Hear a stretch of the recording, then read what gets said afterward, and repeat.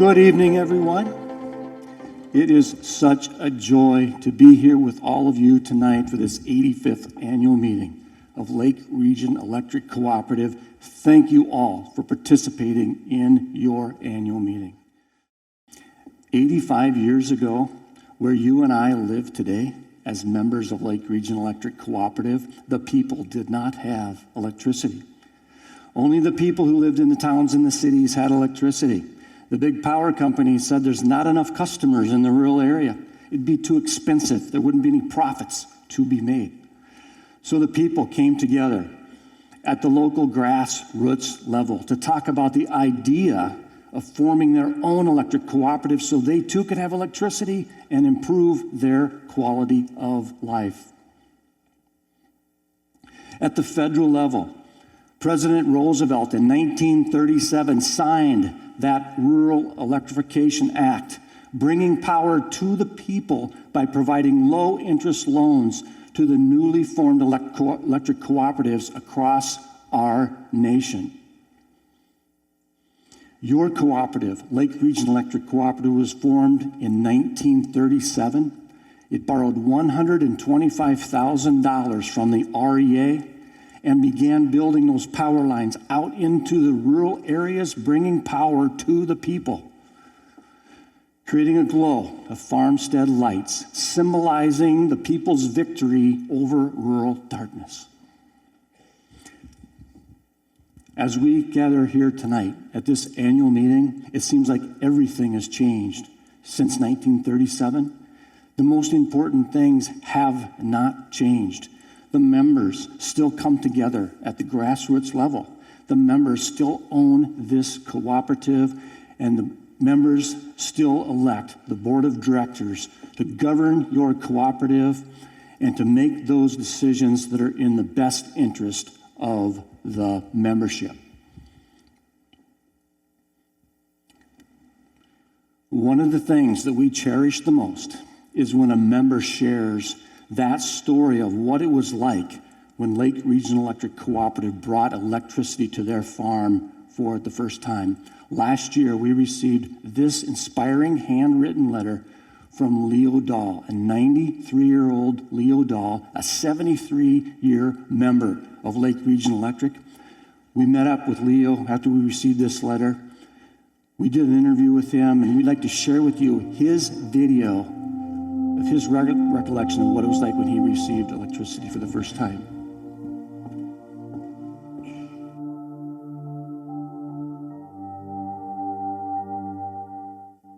If you wouldn't mind just trying to share that story of 1947 and 1948 time frame when you got electricity.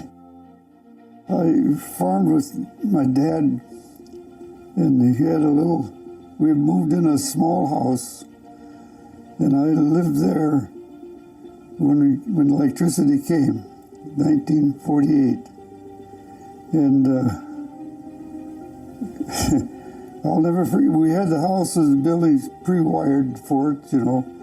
And when the day came in 1948, we were thrashing, and they just couldn't get over the big yard light. At that time, it was just, you know, you turn them off or on the way you needed them.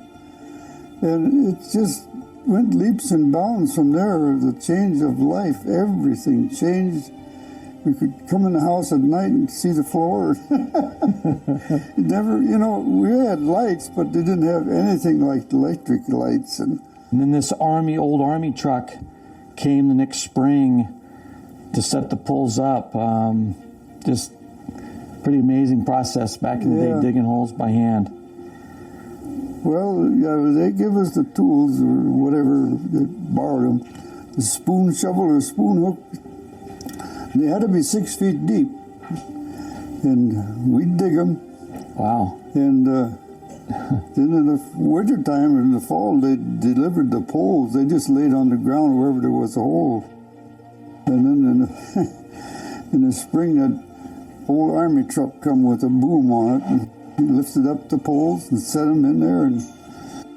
And at that time, the workers, they didn't have these trucks and hoists on everything. They had to climb the poles. Yeah. They had these wooden prongs on the shoes, and they climb the poles and fix it up, tie up the wires, and it was amazing to us. We kept watching them all summer, putting it together.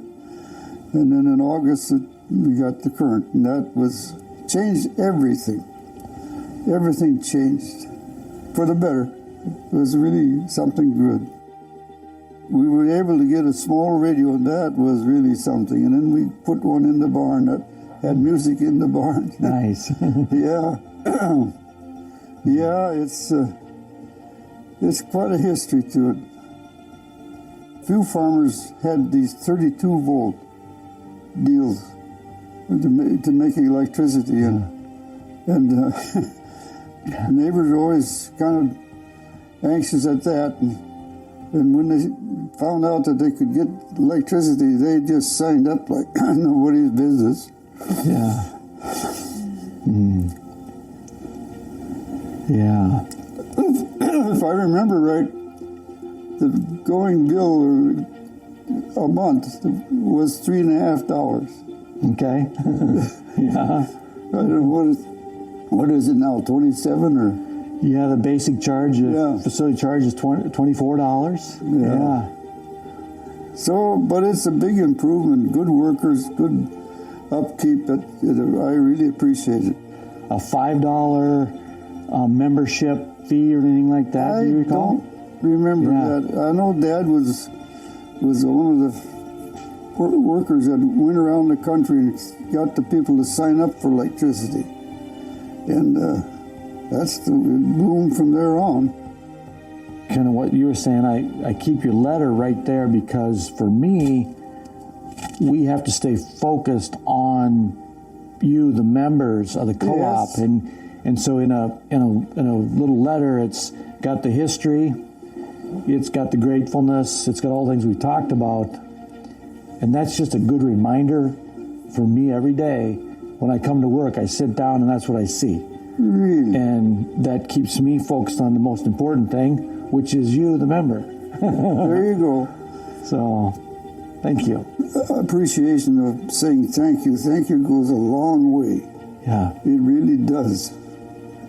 And we're very grateful for that.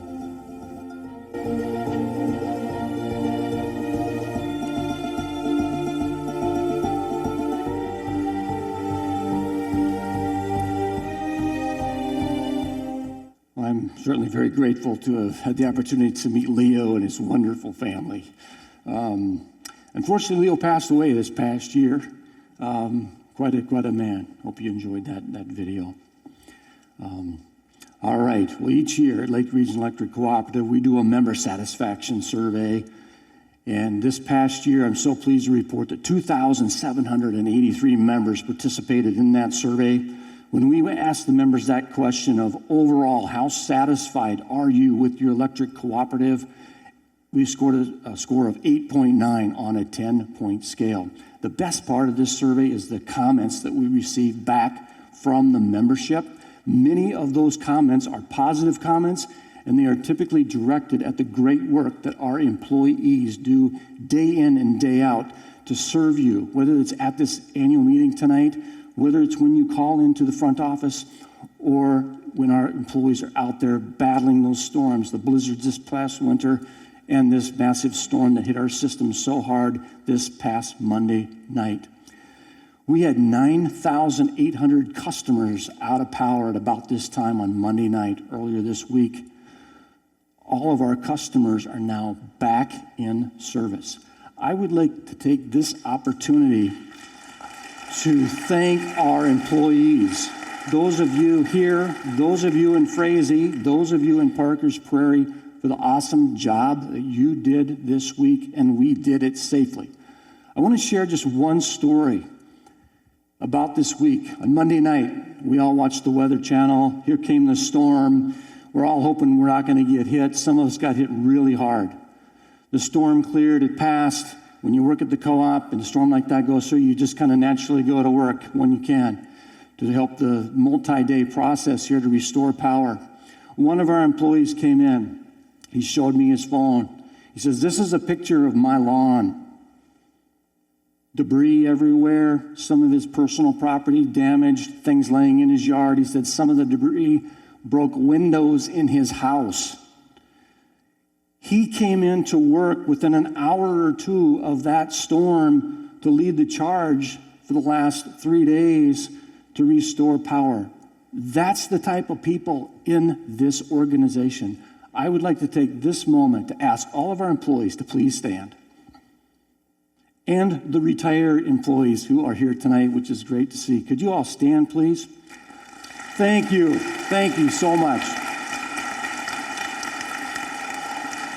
Thank you. The other group of special people that I would like to thank are the spouses. When you work as a lineman or employee of Lake Region and you're on call, you have to leave your family quite often, time to time. I just want the spouses out there to know how much we appreciate you and the role you play and the support you give our employees. It really makes a difference creating that teamwork. Thank you very much.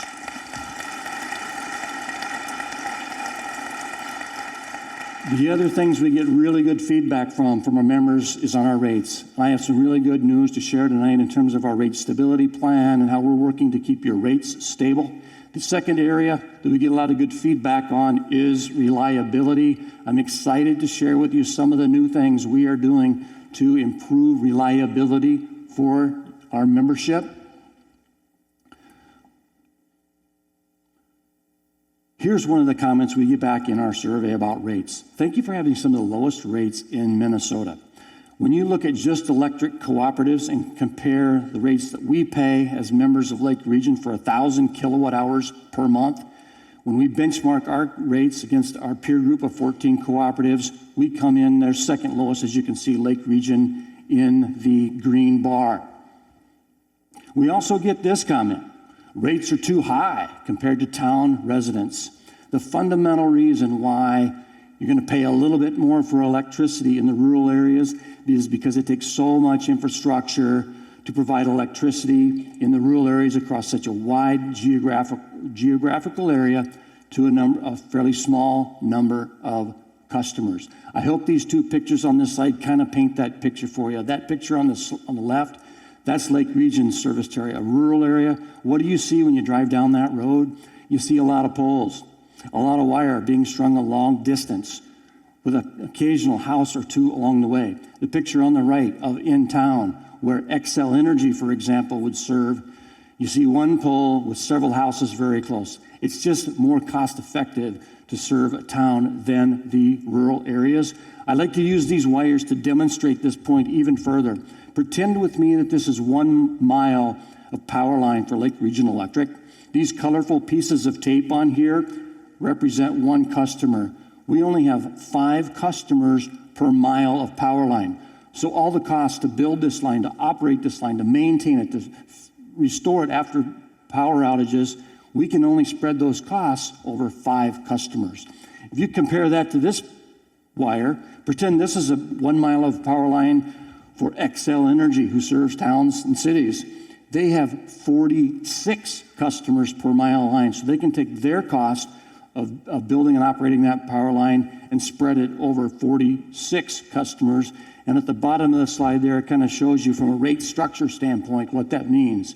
With only 5 customers per mile line, we charge a $24 a month facility charge, where Xcel Energy only has an $8 per month facility charge. Well, how does our $24 a month, yeah, it's gone up a little bit since 1948 when it was $3.50, but how does our facility charge compare to other utilities at $24 a month? The utilities that are lower than us are going to be the investor-owned utilities and the municipals like Minnesota Power, Xcel Energy at that $8 range. The ones that are higher than us are other rural electric cooperatives, all the way up to $49 per month. We talk a lot about facility charges, don't we? Well, what is a facility charge anyway? Why do we even have one? The $24 facility charge is designed to cover the cost of all of that infrastructure needed to bring electricity to your house, so when you walk over and hit that switch, that light comes on. Let's take a look at how that power flows to your home. It starts at our local distribution substation. Today, a substation at Lake Region costs about $1 million. From that substation, the power lines carry it to your area. 1 mile of power line today, the poles and wires, cost anywhere from $50,000 to $80,000 per mile, depending on what type of construction that power line is, whether it's a single phase or a 3-phase. It takes bucket trucks. Today, bucket truck costs about $200,000. It takes a transformer. A pole-mounted transformer is about $900 install. It takes a meter. And to install a meter today costs about $200. So you think about $24 a month to cover that cost and all that expensive infrastructure. It's pretty clear that that $24 is not enough to cover the true cost of all of that infrastructure. Your board of directors has commissioned a cost of service study. We're working with an outside firm, an expert in rate making, and we're going to be studying these costs in the coming months. We're pretty sure what this cost of service study is going to tell us is that $24 is not enough to cover that infrastructure cost. When we get that information, we will study that hard. And one of the things that the board is considering is right now, because we are in such good shape in terms of our rate stability, we don't need to bring any new revenue into the co-op right now. And because of our financial strength, we don't need to bring any new revenue into the co-op. But this might be the opportunity to consider raising that $24 and at the same time lowering your actual energy rate or your kilowatt hour rate. This will be done on what we call a revenue neutral basis because we don't need to bring any new revenue in. So how would that affect us as individual consumers? Well, if you're an average consumer with average usage year-round and you increase that $24 and you decrease the variable rate that you pay for your kilowatt hours, you're not going to see hardly any impact at all on your total bill. Now, if you're a small user, if you increase the $24 and decrease the energy rate, you're going to see a slight net increase. The opposite is true for a larger user. If you're larger than average, if you increase the 24 and reduce the kilowatt hour charge, you're going to see a net decrease. It would just be a more fairer way to collect those fixed costs across the membership. Your board's going to be studying this hard in the coming months. We're talking about it a lot in our newsletter. Please stay tuned on that topic. Well, the good news for us with our rates right now is we are enjoying a period of rate stability. We've only had one rate increase now in the last 9 years. That was a 4.3% increase back in 2017. Anybody here heat their house with electricity as part of our dual fuel program? That rate has not changed in 14 years, since 2008. What we pay today to heat our homes with a dual fuel, same today as it was 14 years ago. We all know what inflation is doing in our economy right now. It's real, it's impacting us, but rest assured, we are going to continue to work hard to try to keep your rates stable and electricity affordable for the membership. One of the reasons we've been able to keep our rates stable in recent years is under our rate stability program, we're trying to generate new revenue for the cooperative. If we can generate new revenue, that's less dollars then that your board of directors has to build into your electric rates. This standby generator program is a great example of that. The standby generator program is really a premium service, really gives customers the peace of mind that if the power does go out, they've got their own standby generator on site that will automatically start up and power their home through that power outages. This, by selling and maintaining these units, it creates new revenue for us and helps us keep our rates stable. This past year in 2021, our employees installed 90 standby generators. We've now installed 380 standby generators since 2017, and just love to share that member comment there. The great job that our energy services team does in working with our customers there. Another big part of our rate stability program is our new natural gas service. We are now bringing natural gas to areas that have never had natural gas before. Bringing that new infrastructure and that natural gas service to these areas is all about improving the quality of life for people because we are helping people reduce the cost of heating their homes. For an average household, we can save them about $300 to $500 per year by switching from propane to natural gas. Who can't use an extra $300 to $500 per year? We now are serving over 1,000 natural gas customers. And again, this benefits all electric ratepayers because not only does it create a new revenue stream for the cooperative, we can take fixed costs off of the electric cooperative, allocate those into the natural gas business, and recover those fixed costs through the rates of the natural gas customers, benefiting all electric ratepayers. Improving the quality of life in our communities is so important. We are now bringing natural gas to the Parkers Prairie Community School, for example, helping them lower the cost of heating their building. We are bringing natural gas to the Dent Community Center, helping that community center lower their cost of heating their building. We are bringing natural gas service to churches, helping them reduce the cost of heating their building. And we're working with farm families, helping them reduce the cost of heating their barns and reduce the cost of drying their grain. Another part of our rate stability program is an investment we made in Cars Tree Service a few years ago. Anytime we can bring a new dollar into the co-op, that's very positive for us. This has been a great investment for us. Now that we're an owner of that company, we share in the financial success of Cars Tree Service. When they pay a dividend, we receive our fair share of that. Again, a new revenue coming in to our cooperative. We've also been a leader in renewable energy. We've done 2 successful community solar programs for our members. We also have our own Go West solar program where we will install ground-mounted solar systems for our members. We've also done this large project. This is a picture of our wind solar hybrid project. It's a 2 megawatt GE wind turbine coupled with a 0.5 megawatt of solar farm. It's owned and operated by Joule Energy. They built the program and project. We simply buy that clean, local, renewable energy from this facility. It interconnects directly into the local distribution grid that you already own, and we distribute that renewable energy to our members. Because this was a first of its kind project, GE did this video on the project. We want to share that with you. I've always felt that electricity is the lifeblood of our society. Nothing works without electricity. We worked with the Lake Region Electric Co-op in rural Minnesota to design the hybrid electric solar and wind solution. This gave this very rural community a low-cost renewable energy solution. This is the first true solar wind hybrid of its kind where we utilize this technology that we developed with GE. Hybrid renewables are scalable from cities and towns to small rural communities.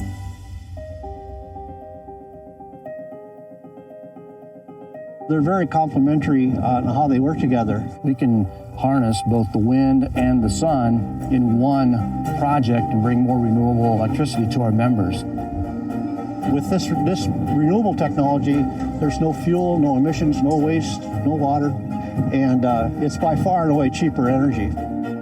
It not only allows us to bring in the renewable energy for our members, but it also actually saves us money on our overall power costs. So it's more renewables, less cost for our members, and that's what they're asking for. We absolutely need a greener, cleaner system. Hybrid renewables are our first step in the path to reaching 100% renewable energy.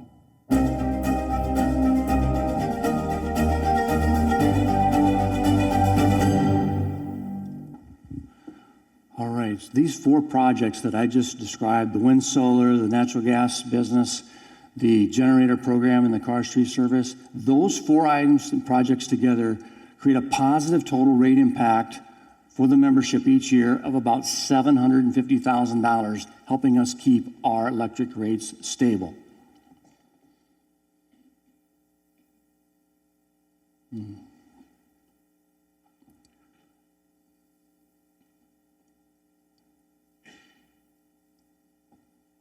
Thank you, Dylan. Switching gears to reliability, we are prioritizing reliability by reinvesting in the local grid. This is a graph that shows the nice downward trend over the last several years of outage times for members. You can see that today it's about half of what it was, say, back in 2004. Our goal is to keep power outages at 2 hours per member per year or less for the local outages. I want to point out in 2021, we were actually higher than the 2.0. We were at 2.2. There's a good reason for that. That green shaded part down in the corner there. 0.8 of that 2.2 hours was for what we call planned outages.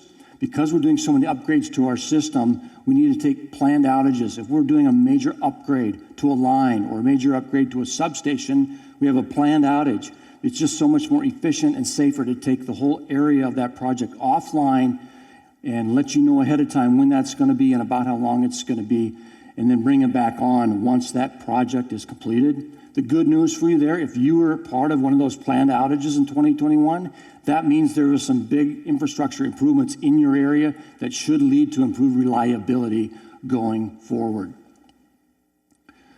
I'm really excited about this project and how we're prioritizing reliability. This is our new distribution grid improvement program. This is a map of our entire service territory. Those 10 areas there that are circled in green are our worst performing circuits on our system. There's 2,240 members that live in those 10 areas. We've identified them as our worst circuits. And what we've done with that information is we took it to our linemen and we said, we want you to use your knowledge, skill, and ability and your experience to go out and analyze those 10 areas. Think differently about how we can improve the service in those territories. They did a fantastic job. They came back with a lot of ideas. We ran them through the engineering department, ran it through the decision-making process. Now we are out working and improving those 10 areas. We're about halfway through those 10 different projects. So if you're in one of these areas, like I am, you've either already experienced better reliability, I hope, or you will be shortly as we finish out these 10 projects. Another new technology that we're really excited about is our Exactor technology. This is all about preventing outages. This Exactor technology can identify material and hardware on our system that's in a pre-fail state.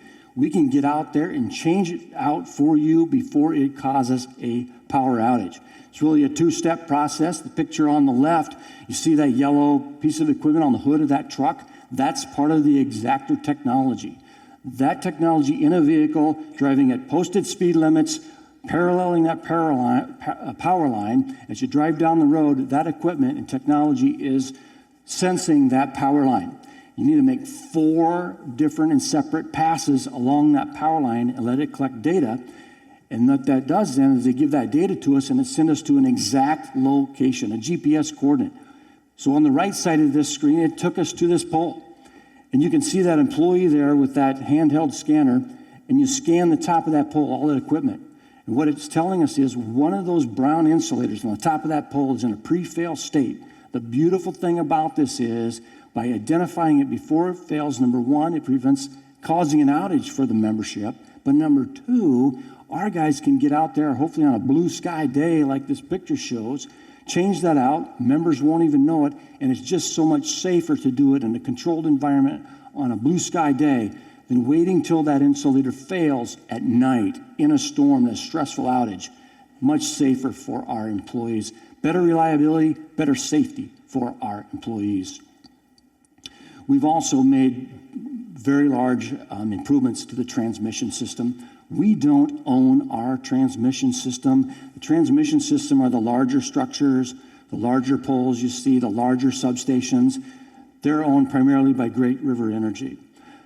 Those transmission systems feed our distribution system and we distribute it to the members. About 5 years ago, we sat down with our transmission providers and said, you know what?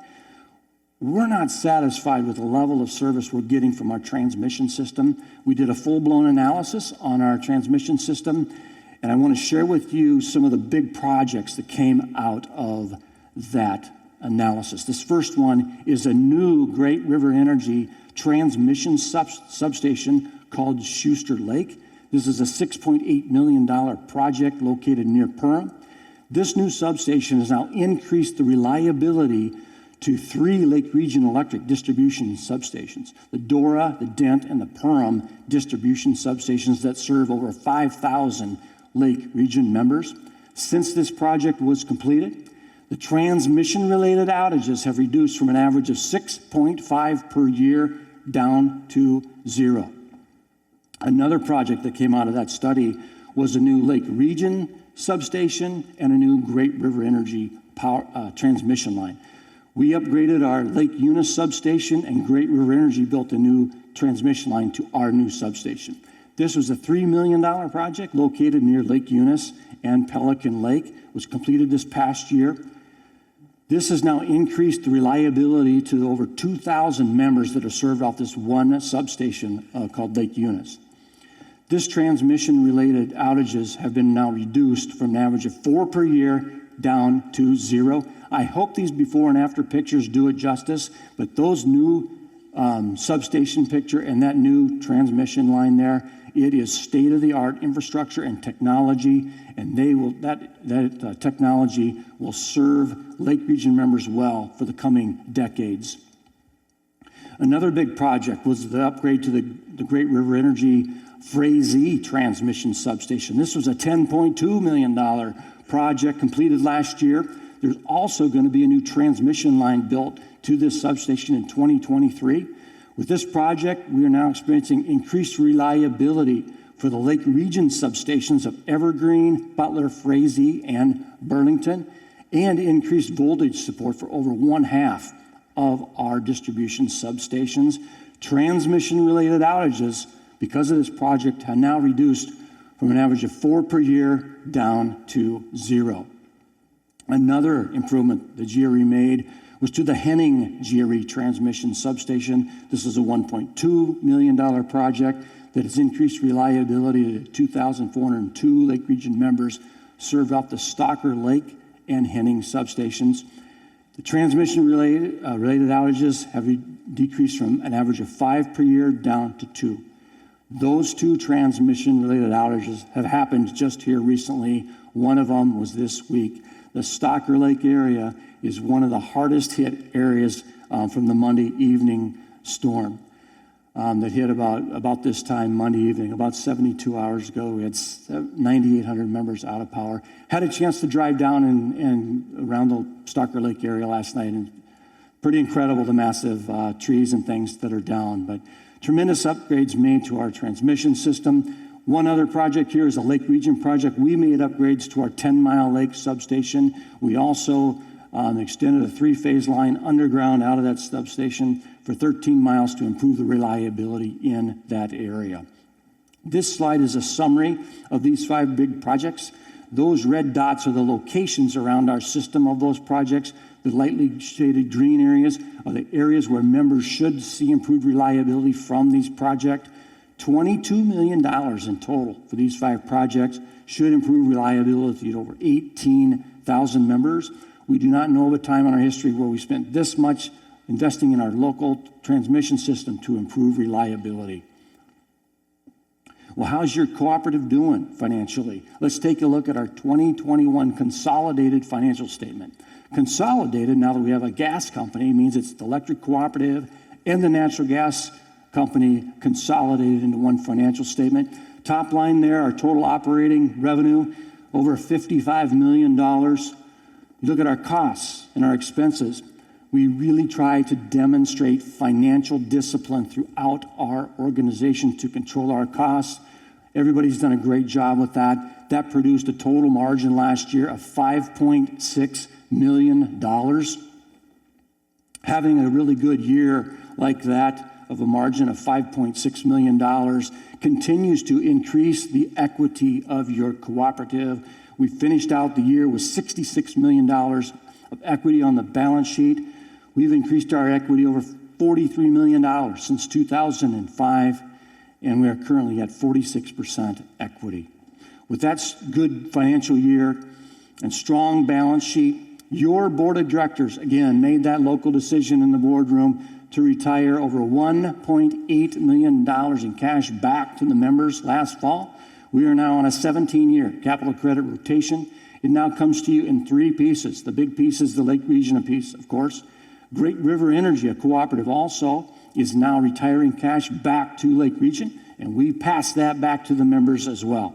The third one on there is new, CFC. That's one of our national banks. It is a cooperative form of ownership as well. It's owned by electric cooperatives. They are retiring capital credits to us, and we are passing that back as well.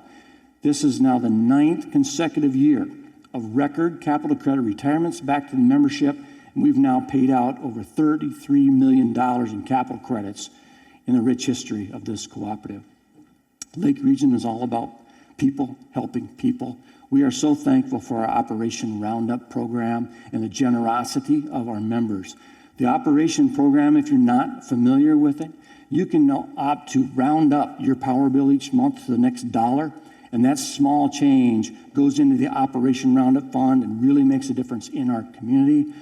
Lake Region members volunteer to serve on the board of directors of the Operation Roundup Fund, and they make the decision to where those dollars are paid out to. Here are 3 examples from last year. A contribution was made to the Parker's Prairie Community Ambulance Fund, to the East Ottertail 4-H group, as well as to the Ottertail Youth Ski Group.